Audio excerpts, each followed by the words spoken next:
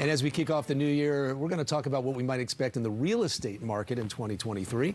Joining us to discuss is founder of Jim Bottrell Real Estate Team of EXP, Jim Bottrell. Jim, good morning. Always great to see you. Hi, good to see you. It seems like whenever we talk about real estate, interest rates are the first thing that comes up because they've gone up significantly. It's dictating how everything's going. Tell us about that. How so? Well, we've obviously enjoyed low interest rates for a long time. So we'll talk about interest rates are going to go up. I'll talk about why. But let's talk about first about why interest rates were low. There was three big reasons why interest rates have been low and going down over the last 15 years. The first one is the federal government's been buying mortgage-backed securities, meaning that the banks loan the money, and then the government has been buying that, freeing up more money for the banks to loan money. If they have almost an oversupply of money, they can loan it out really cheap. Number two was COVID.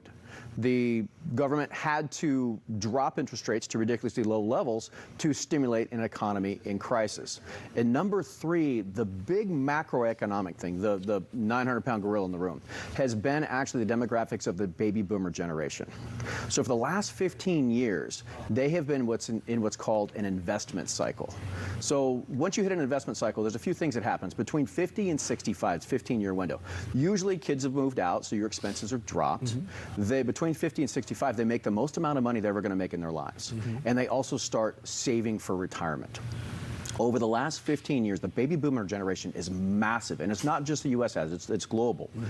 The baby boomer generation has supplied 70% of all the global capital, the whole planet, and that money goes toward investing in businesses, goes towards people's mortgages. And so there's been an oversupply of money for the last 15 years. Here's the problem. All three of those things are either gone or ending right now. So we'll go through it. The first one, back in September, a couple months ago, the Fed stopped buying mortgage-backed securities. No more. Number two, COVID. COVID's over. No need to stimulate an economy in crisis. In fact, the economy is overstimulated as it is. And number three, the big one, is this quarter. The biggest portion of the baby boomer generation will either turn 65 and or retire. So what that means is they're no longer earning money, they're no longer paying taxes, they're no longer investing, right? So that massive supply of money that the global economy has been depending on, that is going away. Now they're retiring, and now they're starting to pull money out of the global economy. And that creates a huge, huge problem. So how long can we expect interest rates to stay this high or even get higher? 10 years. 10 years? Yeah, and here's why. The next generation behind the baby boomers is the Gen Xers. You and me, all right? We're a very small demographic. We do not have the numbers to actually replace the baby boomers' income. So the next big population that's going to be able to hit that investment cycle and make up for it is the millennials. We're all depending on the millennials now. Right. All right, which I know it's a little joke. Half the millennials are fantastic, half maybe not so much. But they've done everything late. I mean, they were late to move out, they were late to get substantial jobs, and they've been late to buy houses, about 8 years late.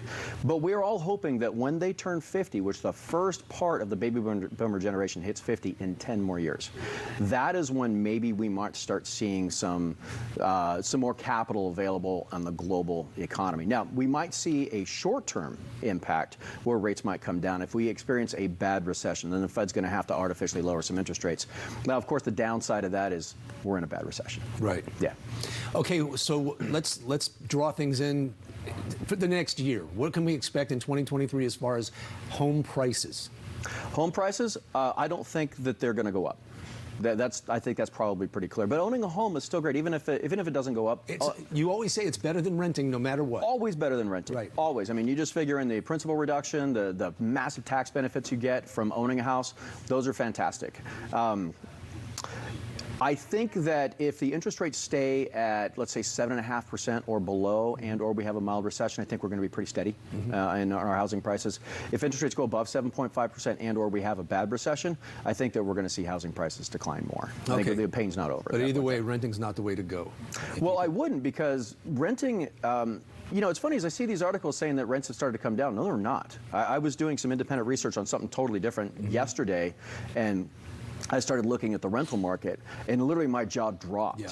I was shocked when I was looking at how much rents went up in just the fourth quarter.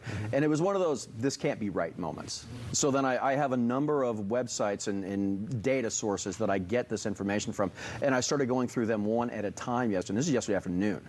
And I'm absolute shocked at how much rents jumped up. But to think about it, if it's expensive to own a home because interest rates, it also relates itself into rents. Sure. Because what is somebody's alternative?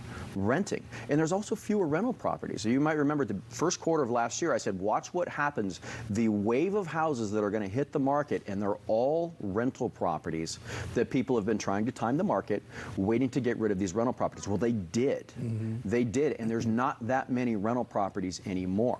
So when you don't have as many rental properties and you have more people being forced to rent because of the high interest rates, that's going to drive the rental rates up. And they went up like 10% in the fourth quarter. And that's the bad side, is they're going to do that forever. At least if you get in a mortgage, you've got a fixed interest rate, you've got a fixed payment. It will never go up, but it can go down.